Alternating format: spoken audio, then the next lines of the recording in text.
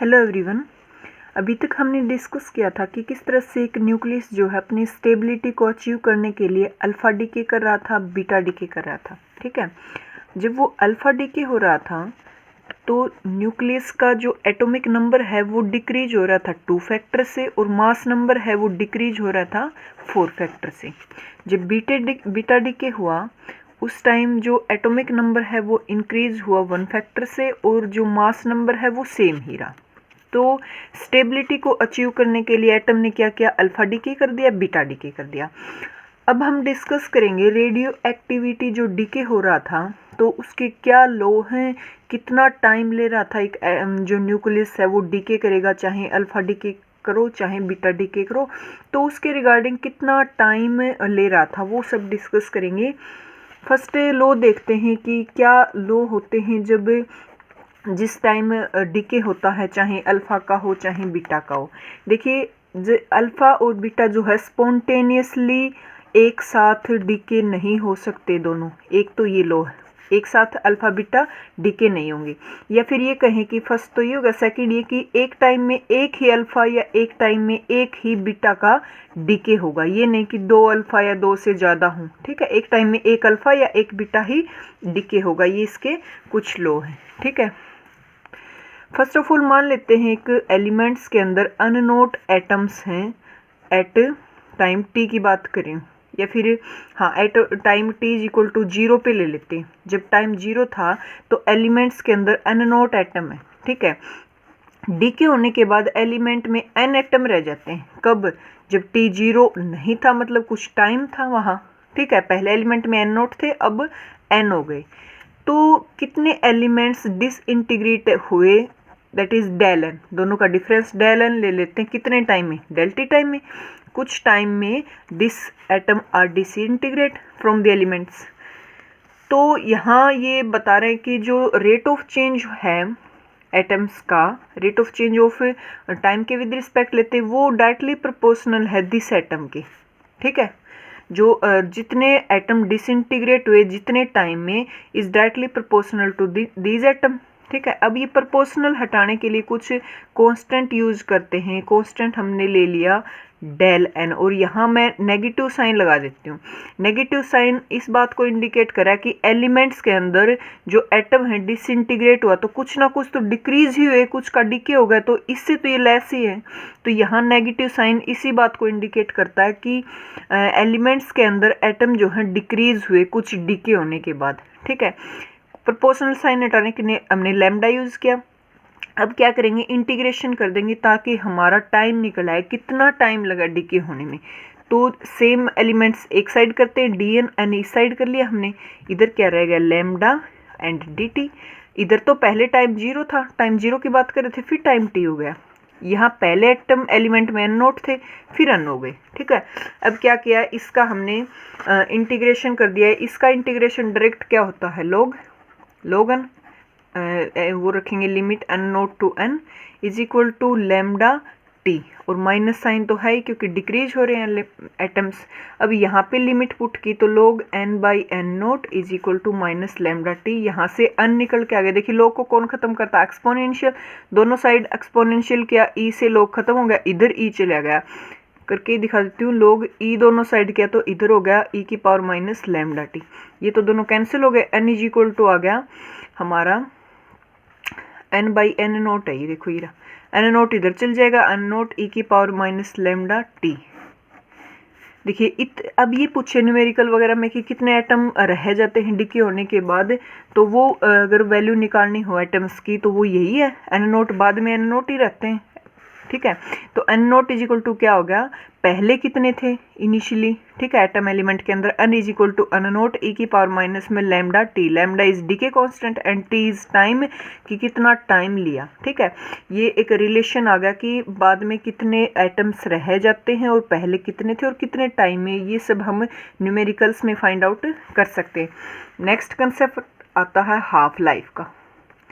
ठीक है, अभी तक हमने डिस्कस किया कि एलिमेंट्स के अंदर अननोट एटम थे, डीके होने के बाद अन बचते हैं। ठीक है, अब हाफ लाइफ मीन्स होता है पहले एलिमेंट्स के अंदर इनिशियली एन नोट एटम होते हैं at time T is equal to 0 पे, और बाद में हाफ बचे इसी का हाफ रह जाए तो वो टाइम कितना होगा, कितने टाइम में जो इनिशियली जितने एटम थे उसके हाफ रह जाए, ठीक है, उसको बोला गया हाफ लाइफ।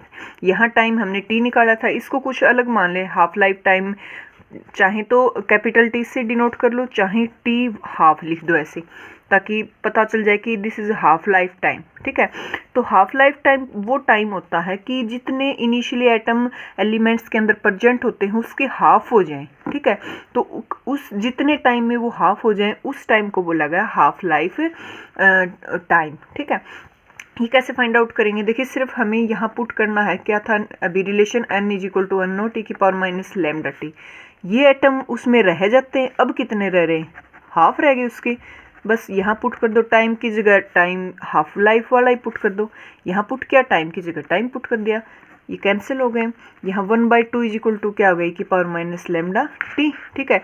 इसको 2 लिख देंगे तो ये पॉजिटिव हो जाएगी, मतलब रेसिप्रोकल ले दिया दोनों का, दोनों साइड लॉग करेंगे, लॉग 2 लॉग, क्योंकि ई को कौन खत्म कर सकता है, लॉग और लॉग को एक्सपोनेंशियल खत्म करता है, लैम्डा टी निकल के आ गया, ठीक है। यहाँ से टी इज इक्वल टू आ गया log 2 बाई लैम्डा, log 2 की फिक्स वैल्यू होती है 0.693 बाई लैम्डा, तो टी हाफ लाइफ निकल के आया रिलेशन दिस। अगर हाफ लाइफ की वैल्यू फाइंड आउट करनी हो तो हम डायरेक्ट क्या करेंगे, 0.693 के डिवाइड में जो अभी कांस्टेंट था लैम्डा हमने फाइंड आउट की थी वैल्यू डीके कांस्टेंट, उसकी वैल्यू पुट अप कर देंगे और हाफ लाइफ निकल के आ जाएगा, ठीक है। एक रहता अभी एवरेज लाइफ टाइम, वो एक बार नोट्स देख लेते हैं, अभी निकालेंगे उसका डेरिवेशन भी।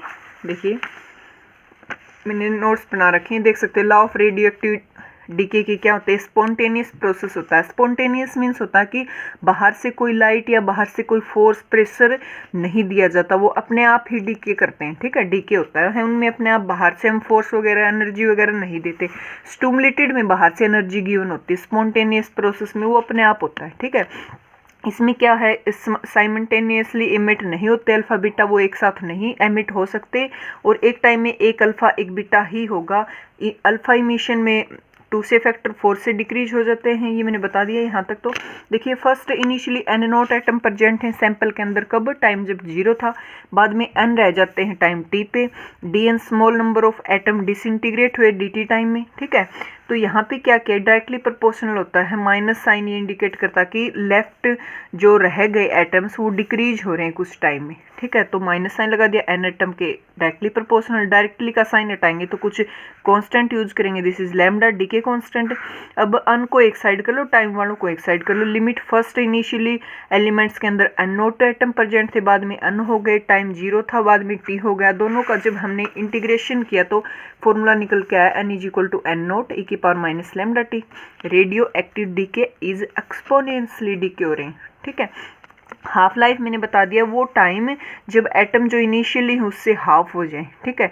तो सिर्फ फॉर्मूला में हमने पुट किया और टी की वैल्यू क्या निकाल ली, 0.693 बाई लैम्डा। ये रिलेशन फाइंड आउट कर लिया, याद भी रखना क्योंकि इसकी वैल्यू गिवन होगी डी के कॉन्स्टेंट की, और हाफ लाइफ टाइम हम निकाल लेंगे। देखिए हमने डिस्कस किया कि टाइम जब हाफ लाइफ का ले रहे थे कैपिटल टी, तो जो एटम थे वो हाफ हो जाते हैं। फिर सपोज कर लो एक और हाफ लाइफ एग्जीक्यूट हुआ, तो वहाँ अब एटम क्या हो जाएंगे, जो अभी इनिशियली ये हैं, मतलब पहले n नोट से हाफ हो गए, अब तो ये इनिशियली इसका हाफ लाइफ होगा तो इसके भी हाफ हो जाएंगे। तो इसको क्या लिख सकते हैं, n नोट बाई 4, मतलब n नोट इंटू 1/2 का स्क्वायर। अब इतने एटम है, इसका फिर एक और हाफ लाइफ देखेंगे, मतलब इन एटम्स का एक बार और हाफ हो जाएगा, ये देखिए। तो इनको क्या लिख सकते हैं, नोट 1/2 की पावर 3। देखिए अलग अलग मीन से जो बार बार हाफ लाइफ हो रहा है वहाँ ये पावर एक इंक्रीज हो रही है, बाकी सेम रहता है। तो इसका मतलब n बार अगर प्रोसेस करें हम, n is equal to naught 1/2 की पावर n, तो वो क्या किसके इक्वल निकल के आया है, t/t के इक्वल। देखिए यहाँ से n नोट 1/2 और t/t, मतलब जो टाइम था हमारा वैसे ले रहे थे डीके का, और हाफ लाइफ को डिवाइड कर देते हैं तो यही वैल्यू निकल के आती।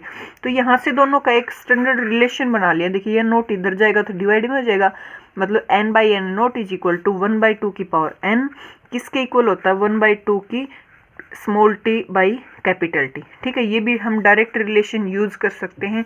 नंबर ऑफ हाफ लाइफ, पहले कितने एटम थे और बाद में डीके होने के बाद कितने बचते हैं एलिमेंट्स के अंदर, उनके बीच में रिलेशन आ गया, ठीक है। ये भी याद ही रखना है। नेक्स्ट हम कंसेप्ट करेंगे एवरेज लाइफ टाइम का, ठीक है। एवरेज में देखिए एवरेज क्या होती है, एक क्लास में सपोज करो 10 स्टूडेंट हैं, ठीक है, किसी ने कितने मार्क्स लिए, किसी ने कितने लिए, एवरेज कैसे निकालते हैं, सभी के मार्क्स का सम करके ऐसे, और 10 से टोटल नंबर ऑफ स्टूडेंट्स से डिवाइड कर देते हैं, इससे क्या निकलती है, एवरेज कह सकते हैं, मीन कह सकते हैं। सेम उसी तरह ये निकालेंगे कि एक मान ले एक एटम्स जो है डीके हो रहा है, उसका डीके जो टाइम है वो टी है एक एटम का, और कितने हो रहे हैं, डीएन हो रहे हैं, तो ये तो होगा टोटल जो एटम डीके हो रहे हैं और कितने टाइम में, डिवाइड में प्रेजेंट कितने होते हैं इनिशियली, एन नोट ही होते हैं, एन नोट ये होता है बस एवरेज लाइफ। यहाँ अगर डेरिवेटिव करेंगे, इसका इंटीग्रेशन करेंगे, सोल्व करेंगे तो काफ़ी लंबी वीडियो हो जाएगी। बिल्कुल सिंपल इंटीग्रेशन है, मैं अभी बता देती हूँ। इसमें देखो total life time, average life time या मीन बोल सकते हैं, total life time of the all the atom element and dividing by total number of present initially, ऐसे ही निकालते हैं, मतलब टोटल कितना डीके हुआ और कितने प्रेजेंट थे, वो उस किस चीज़ का फॉर्मूला ही, एवरेज लाइफ का। सपोज करो फर्स्ट एलिमेंट में एन नोट एटम थे, हर बार की तरह एन नोट ही होते हैं, डीके होने के बाद एलिमेंट्स में बचे एन, ठीक है, कितने हुए डिसइंटीग्रेट, डी एन कितने टाइम में, डी टी टाइम में, तो एवरेज टाइम जो है ईच एटम का टी है, डिसइंटीग्रेट हुए या डीके हुए डीएन, तो डीएन का कितना हो जाएगा, टी इंटू डीएन टोटल, ठीक है। अब एवरेज लाइफ टाइम का फॉर्मूला होता है total life time of all atom divide में टोटल नंबर ऑफ एटम कितने थे एलिमेंट्स में, तो टोटल लाइफ टाइम तो हमने ये फाइंड आउट किया था, टी डीएन, लिमिट कहाँ से, 0 से एन, पहले कितने थे, डीके हुए ही नहीं, मतलब 0 थे, बाद में कितना कितने एलिमेंट्स या कितने एटम में डीके हुआ, इनिशियली कितने थे एन नोट, तो लिमिट लेंगे 0 टू एन नोट, डिवाइड में टोटल नंबर ऑफ एटम, मतलब टोटल तो एलिमेंट्स के अंदर एटम एन नोट थे, ठीक है। वी नो दैट, ये हमने फॉर्मूला ड्राइव किया था, D N by D T किसके प्रोपोर्शनल होता है, एन के, और प्रोपोर्शनल साइन हटाने के लिए डी के कॉन्स्टेंट यूज किया था, दिस इज लैम्डा। तो यहाँ से डी एन की वैल्यू निकल के आई डी टी इधर चल जाएगा, लैम्डा एन की हमने फाइंड आउट की थी वैल्यू एन नो टी की power minus lambda T, first वाले में ही फाइंड आउट की थी, इंटू डी टी, ठीक है।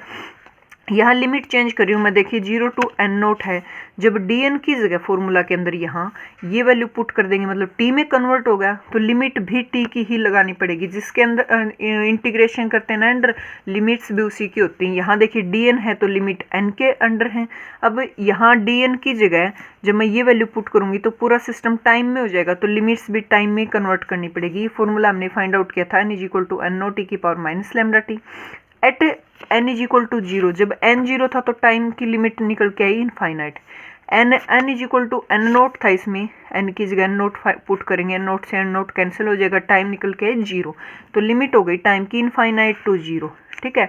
और सिर्फ देखिए टी की जगह ये टी है, डी एन की जगह ये पुट कर दिया हमने सारा, और नीचे क्या एन नोट है, एन नोट से एन नोट कैंसिल हो गया, ये निकल के आ गया।